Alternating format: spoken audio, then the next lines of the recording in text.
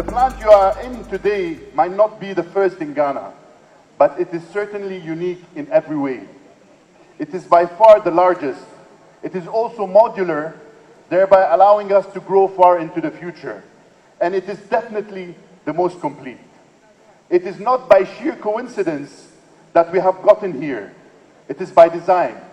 We are investing in the future because we believe in our country's future. Your Excellency, I would like to thank you again for your vision and for investing in a better Ghana. And I would like to say that I'm fully confident that with your leadership and perseverance, the Ghana Automotive Development Policy will soon be fully implemented. Today has been made possible through a conscious effort by government to attract investment into the industrial sector. One of such is the development and operationalization of the Ghana Automotive Development Policy, which has the vision of making Ghana a fully integrated and competitive industrial hub for the automotive industry in the region. Ladies and gentlemen, the automotive industry is one of 10 strategic anchor industrial sectors identified by government as growth poles for our nation's industrial transformation.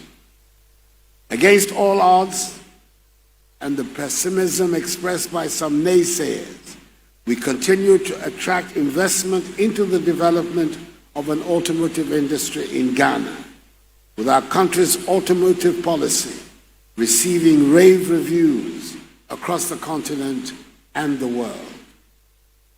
Today we are witnessing what will go down in history as another giant step towards Ghana's quest to establish herself as a regional hub for the automotive industry in sub-Saharan Africa.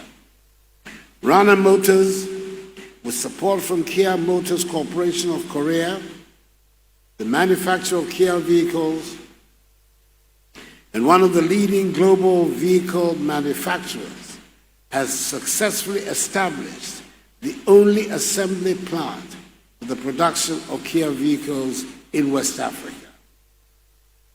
This facility has already offered direct employment to 50 young men and women, and it is expected to create some 300 indirect jobs, whilst contributing to the development of the local value chain for automobile assembly.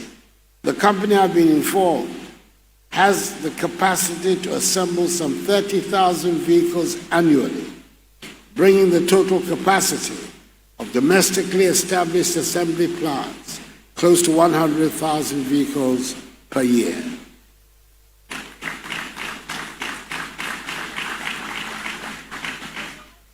For me, this investment by Rana Motors is a strong indication of the private sector's support of my government's industrialization agenda and a sign of growing resilience by the private sector in these challenging times. I want to assure you, and indeed all private sector players, the government will continue to introduce sector-specific policy interventions which create a predictable policy regime and an enabling environment for businesses to survive and thrive. I acknowledge that a critical component for harnessing the full potential for an automotive industry is demand for assembled vehicles. As you may all be aware, I have directed, through the Chief of Staff at the Office of the President, the prioritization of the procurement of domestically assembled vehicles by state institutions to fulfill government's commitment of patronizing made-in-Ghana products. We're, however, mindful of the fact that the state alone cannot purchase the sufficient numbers of vehicles to be produced from our assembly plants, and would thus require Ghanaians also to patronize these vehicles. To stimulate demand for domestically assembled vehicles, we will soon be rolling out an asset-based vehicle financing scheme, as it exists in developed economies, to afford Ghanaians the opportunity to purchase vehicles from the Ghana Automotive Development Program.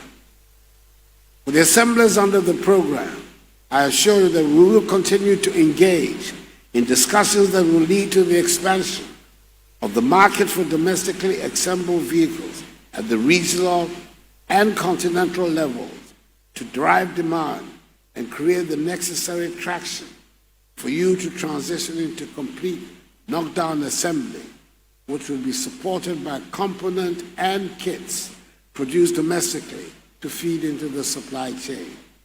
The Ministry of Trade and Industry will soon be submitted to Cabinet for approval the Ghana Automotive Component Manufacturing Policy, which has outlined incentives to attract investors into the component manufacturing sector.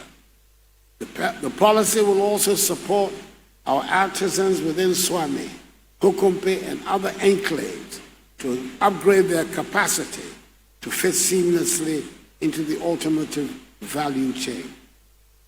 Ladies and gentlemen, it is government's hope that the incentives granted Rana Motors will translate into competitive pricing of vehicles for the Ghanaian consumer. We look forward to the transition of this assembly plant into a fully integrated vehicle production plant in Ghana. The project is yet another sign of the strong relations that exist between the Republic of Ghana and the Republic of Korea, which we appreciate very much and are determined to advance and deepen. I wish Rana Motors every success, and I'm confident that this project will prove to be a pivot in our drive to become an automotive hub, not only in West Africa, but also ultimately in the rest of Africa. Accordingly, ladies and gentlemen, Nime, I have the singular pleasure and honor to declare the Rana Motors Assembly Plant officially commissioned.